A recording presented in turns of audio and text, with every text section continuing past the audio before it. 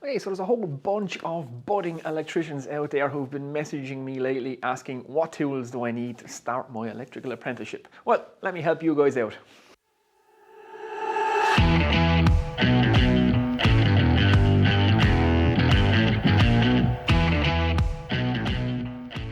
What's happening, everyone? Welcome back to the workshop. Now, like I said at the start of this video, I've had a whole host of questions from budding electricians from all over the world who are thinking about starting out in their electrical apprenticeship, and they've asked me what tools do they need to start out. So like I've said, I've got a whole bunch of lovely emails from all over the world really, and I thought this warranted a video just to help you guys out. So some tools that you'll need, some tools that you won't need. These will be hand tool kit that you will need starting out. Now, by no means will this be a definitive list.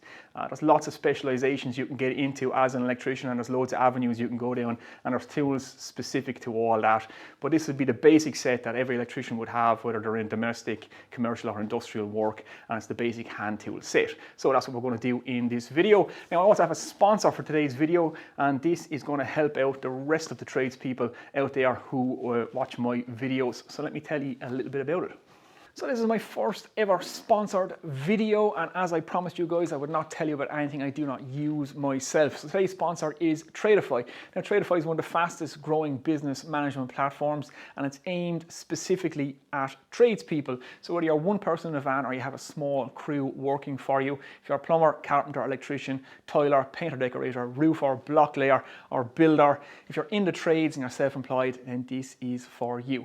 I'm 15 years working as a self-employed electrician, and one of the biggest headaches I have is my administration work. The office work can be a real pain to get right. It can be a little bit intimidating, especially if you're thinking about becoming self-employed, but Tradify can really help you out with that. It's desktop based, it's also app based. It will work with iOS and Android, and like I said, it's basically all your administration taken care of in one place. It makes it extremely easy to generate a professional looking invoice and quotations, to track those invoices, to track all your jobs, a full client database you can have on here. Like I said, it's basically your office in your pocket, and it's on site with you all the time. So getting a professional looking quotation out there will actually help you get work. Professional looking invoices and tracking your invoices will help you with your cash flow. So I definitely recommend you guys check it out, especially if you're self-employed and you're in the trades. I will link to it below. Just click on the link. There's a 14-day free trial. There's no strings attached, so you don't have to enter your credit card details or debit card details.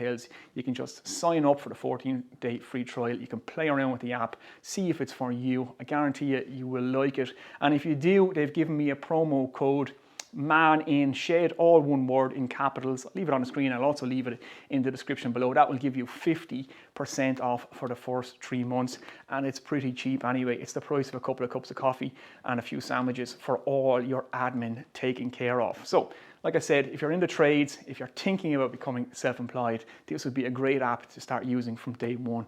It'll help you stay professional and stay on top of all your administration work. So definitely check it out, guys, and thanks for Tradify for sponsoring this video. Okay, so back to the tools you're going to need starting out in your electrical apprenticeship. Now, there'll be a few caveats here, and like I said, it's not an exhaustive tool list. These are just the tools you're going to need starting out in your electrical apprenticeship if you're buying your tools yourself. It could be the case that the company might provide you with your tools, and I think day one on the job, if you're brand new to the apprenticeship, nobody is going to expect you to have a full toolkit with you. That would be completely unreasonable. So you can build your toolkit as you go, especially if you have to buy your own tools, which I did, even though the company will allow you probably some credit and you would pay it out of your wages every week. But it's better to have your own tools, because if you ever need to leave for whatever reason, you take your tools with you and you always have your own tools, and you definitely want to build your own toolkit as a tradesperson. So let's get into what you're going to need starting out as an electrical apprentice. The Holy Trinity, as I call them. You're going to want a snips or side cutters, a pliers, and a long nose, snipe nose or needle nose pliers. There's lots of different names for it.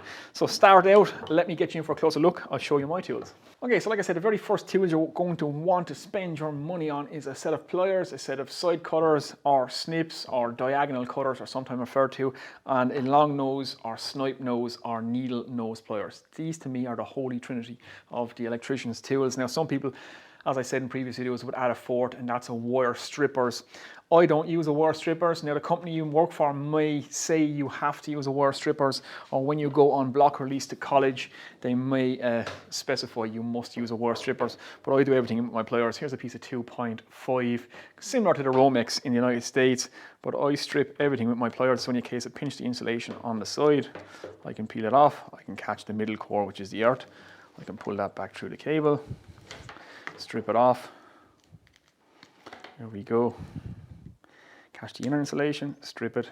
If you do this with your pliers, as I said in previous videos, be very, very careful never to pinch the inner core. So that's that cable essentially stripped.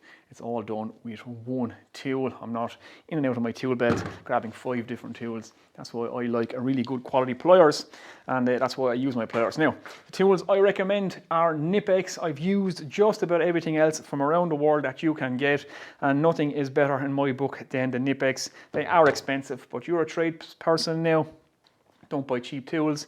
Cheap tools don't work, and it's also dangerous. I mean, you're working with electricity, or you eventually will be. Starting out, you shouldn't be near anything that's live, but you still potentially could come in contact with something.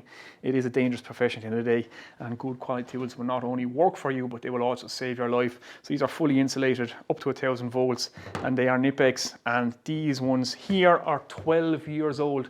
So you can see spending a little bit extra on tools that are used 5 to 6 days a week, 8 to 10 hours a day for 12 years, and they're still going. And you can see 50 to 60 euros is actually then not a lot of money. These are NWS, again made in Germany. They're not Knipex because I blew a hole in my Knipex snips, just to say how it can save your life. If you do bite into something that's live, you can see my snips is now quite gubby, and I just replaced it with this because that's what they had at the wholesale on the day, and they didn't have Knipex. But if you can get yourself Knipex, I highly recommend them.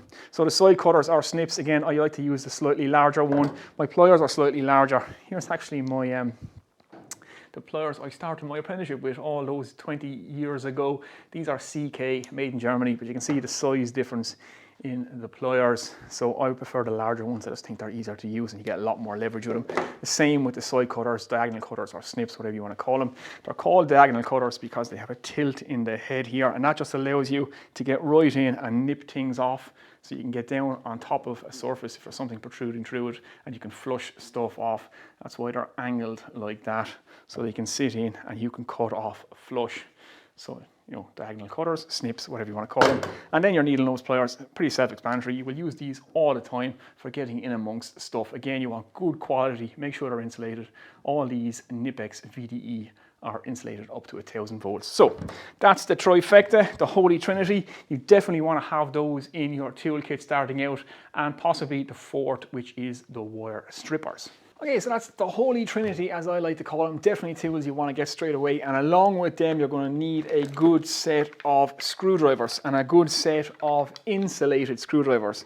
I have seen some electricians out there use non-insulated screwdrivers. I would not dream of using these. Like I said, you're working with electricity. You treat everything as if it's potentially live, and you have a metal shaft there that your hand can come in contact with, and that can be deadly dangerous. So I would not dream of using anything else. And in Ireland, you wouldn't be allowed to work as an electrician without insulated screwdrivers, especially when you do your block release and go to college. They specify fully insulated up to 1000 volts screwdrivers. Like I said, you're working with electricity, so I don't know if you guys have any firearms, if you do any shooting like that. It's the same principle. The gun is always loaded. Even when the gun is unloaded, the magazine is out, the bolt is pulled back, you can see into the chamber that there's no round in it. That gun is still loaded. You have to adopt the similar mindset when it comes to working with electricity, especially you new guys starting out. It's always live, even when you know it's not live. It's always live, and that will stand you in good state. So a good set of insulated screwdrivers. I'll give you a quick close-up of this. There's not much to say about them, and then we'll move on. Okay guys, here's my specific set of insulated screwdrivers. Now I have no particular brand recommendation. These ones are Wera, and they're pretty good. I've no complaints with them so far. I've used every other manufacturer out there as well. You know, CK, NWS, Wera, Klein. I've used just about everybody when it comes to insulated screwdrivers. Screwdrivers wear out. You will change them once every year, maybe every 2 years, but they do wear out. These ones are new and are already pretty beat up. And like I said, you do a lot of use with your screwdrivers on terminals and stuff like that, driving driving in screws, and you do wear them out pretty quickly. So they're something you're going to get every couple of years. So make sure they're good quality, make sure they meet all the safety standards, make sure they have all the safety standards on them, and they're 1000-fold insulated as well. Like I said, these are wear. Now this particular set comes with the phase tester. What you can do with that yoke is throw that in the bin. Don't ever use those things. They are not good for testing whether there's current or voltage present. I would never use them, never rely on them. You never want to use them. That's what you keep out of that particular set if you buy it. So you have your two Phillips, you have the number 2, you have the number 1, then you have the flatheads, the 5.5, the 4, the 2.5, and we have the 3.5. And they'll do all your terminal work all the way down to your electronics stuff with the smaller one there. So that's what I would get week 1 or week 2 on the job if you just had that much starting out. There's lots you can do. There's lots of work I could get an apprentice to do if they just had those tools starting out. So that's exactly where I would start spending my money. Now I should just add one more tool to that basic little set there, and that is a knife. You're going to need a knife for stripping cable, opening boxes and that kind of stuff. It's very, very handy. So get yourself a nice simple Stanley knife. Blades are easy to replace. You always have a sharp knife with you as long as you have a few spare blades. And like I said, they're really cheap and inexpensive. You don't have to worry about sharpening any blades. So I would add a little Stanley knife to that setup. Now, let's look at what you're going to have to add over the next few weeks or months. Okay, so the next thing you want to consider is what you're going to carry your tools in before you start adding some more. So it's tote bag or tool box. Now, a couple of things here to think about. This is lockable, this one isn't. So depending on where you're working, how you're getting to work, how you're traveling, the kind of sites that you're working on, how big they are, how many people are around, you might want to go to toolbox. I personally use a tote bag, but I'm self-employed. I have my own van. I work where I want to work with who I want to work with for the companies that I want to work. So I know my tools are nice and safe and are always with me. You mightn't have that luxury being an apprentice. And believe me, I know exactly what that's like. So the toolbox might be a good option because you can padlock this, and believe me, when you're on large sites, people love nothing more than messing with the apprentice's toolbox. I came in after lunch or after tea break a few times to find my toolbox screwed to the floor, and when I went to pick it up, I nearly pulled the arm out of my socket. There's a couple of times I came back and found my toolbox screwed to the ceiling as well, and other such shenanigans. Now, I partook in some of the shenanigans myself, I'm not going to lie, but it's good fun to wind the apprentice up every now and again. So just beware of that and let roll with the punches, as long as nobody takes your tools, because that's the lowest of the low. It's absolutely despicable to steal somebody's tools, because that's their bread and butter. That's how they make a living. That's how they feed their family, and that's how they keep a roof over their head. So you should never, ever, ever dream about taking someone's tools. Like I say, it's the lowest of the low thing to do. So again, if you are working on big sites, maybe the toolbox with a padlock is the way to go, just to protect your tools, because they are expensive. Like I say, I do use a tote bag, but then I get to work where I want, and I like to travel light now, so that's why I use this. But again, that will be unique to your circumstance. I'll let you make that decision. When I started out, it was toolboxes, and I walked everywhere carrying a big heavy toolbox. I had to walk to work. I had no transport, and I eventually got enough money together to buy a motorbike, and I used to carry a box very like this one on the back of my motorbike, which was quite hilarious, until I could afford to buy myself a van. Eventually got a van, and then it was happy days after that. So there you go, guys. Tote bag or toolbox, it's up to you. Tool belt as optional. I like to use a tool belt, but again, I'll leave that one up to you guys. Now let's look at the next tools you're going to have to get to put in this. Okay, so the next few tools you're going to have to add in addition to your basic hand tool set over the next coming weeks and months of your apprenticeship. Definitely you will need a hammer. You probably want to get one of those as soon as you can. Measuring tape, essential as well. A pad saw, something very, very handy to have in your toolkit. You're working with plasterboard or drywall for cutting out boxes. You're going to want one of them. You're going to want a hacksaw.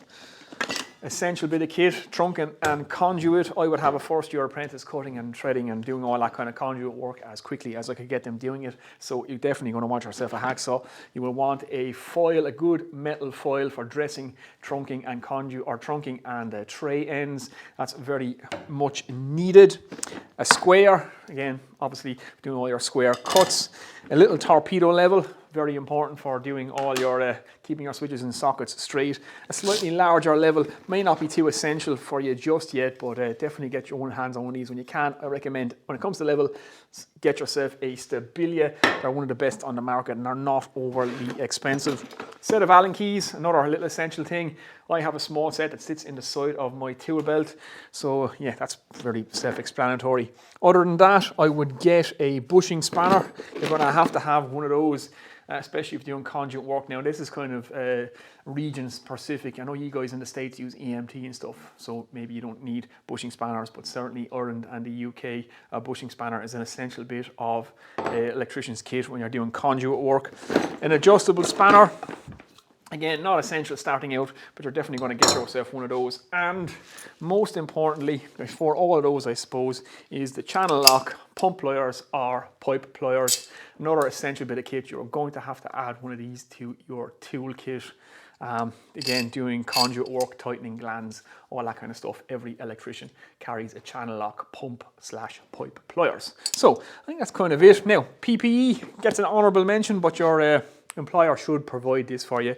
You should have all your PPE, your glasses, your gloves, your hearing protection is essential, and that's a kind of day one item, but it's not kind of part of your toolkit, although it is part of your toolkit, if you know what I mean. But these are things you're going to buy for yourself. So that's kind of you set up. I'll give you a quick close-up of these, and then we get on and talk about test equipment, because I know some of you guys had a few questions about that.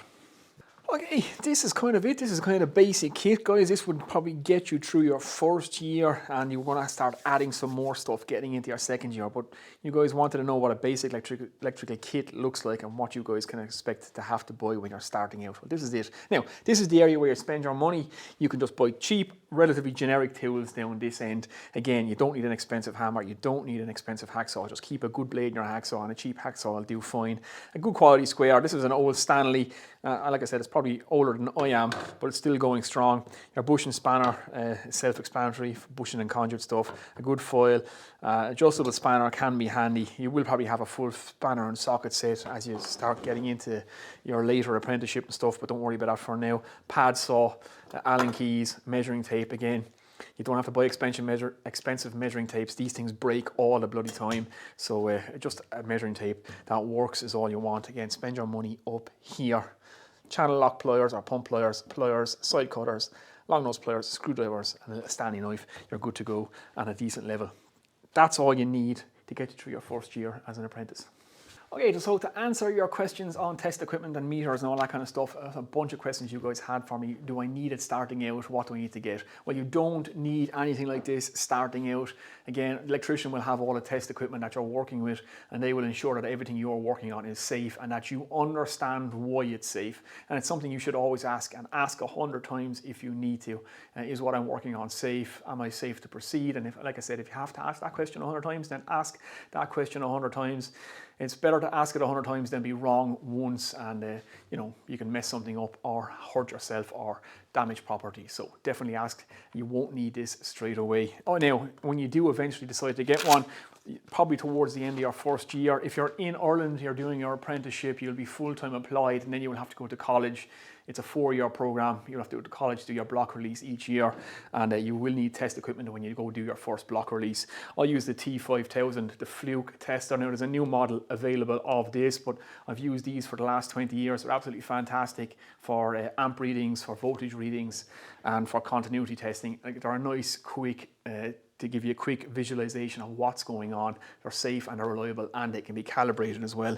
If places you work in require calibration or calibration certificates, some places do, these can be calibrated. Now, voltage fingers, I see everybody carries these now, including myself. Are very, very handy, but these are for indication only. They are not a definitive answer to anything. They should only be used, like I said, for a brief indication. Then you check with your meter always. Never take these as the definitive answer to whether there's voltage or no voltage present. Again, it's just a handy, quick indication and not to be relied upon. Very, very important. So that's it, guys. Test equipment, again, you're not going to need it straight away, I suppose, is the long and the short of that. Now, power tools. So another question I got asked was about power tools. In one of the emails, one of you guys asked me, do I need to go out and buy a drill or impact driver? No, you're not going to need power tools. Again, starting out as an apprentice, your employer will provide all the power tools. You will provide your hand tools. And that's even true of most electricians. If you're going starting for a new company, you will be bringing all your hand tools with you. Electrician would have his own tool kit. The employer usually supplies the power tools. Now you can, if you want, go and buy your own power tools. I would not dissuade you from doing that, but you're certainly not going to need these starting out, and your employer generally provides them anyway. But you will be using them day in, day out, especially an impact driver and a drill. And like I said, there's not a day goes by when I don't use these, and as an apprentice, this is something you're going to have to get used to using as well, but you will not need them starting out. So hopefully that helps. Okay guys, so there we go. That is just a basic list of some basic tools you're going to need starting out your electrical apprenticeship. So hopefully you found that useful. Now, before I finish up this video, I should just point out that more importantly than these tools are you, the apprentice, and your attitude.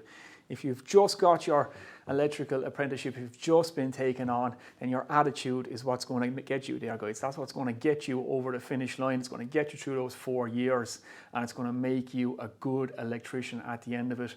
Be on time, be enthusiastic, be willing to learn, be involved. Just always be looking for work, always be looking for something to do. That's the best way to make yourself indispensable. Keep the site tidy, take care of the tools, be the extra hand of the electrician. If you can do that, then any electrician would be happy to take you under their wing and teach you everything you know and help you on your electrical journey. So attitude is everything, guys, and work ethic is everything. It's more important than the tools. The tools are just the tools at the end of the day. You will be the electrician. So best of luck to all of you. I hope you all get your apprenticeships, guys, and I hope you all do well, and I hope you all have successful lives working as an electrician out there as well. So that's it, guys. I'm going to get out of here now. Hopefully you've enjoyed the video. If you have, give it a thumbs up. Any comments you have, any more queries you have, be sure, just get in the comment section and ask the questions away. I try to get back to everybody if I can. And definitely check out Tradify to all my trade related friends out there. It's a great online software, guys. I use it the whole time. It has really streamlined how I do my invoices and my quotations and everything. It's really helped me out because admin is an absolute nightmare. And all you future electricians who might actually start working for yourselves, definitely check it out as well. I'll see you in the next one, guys. Take it easy.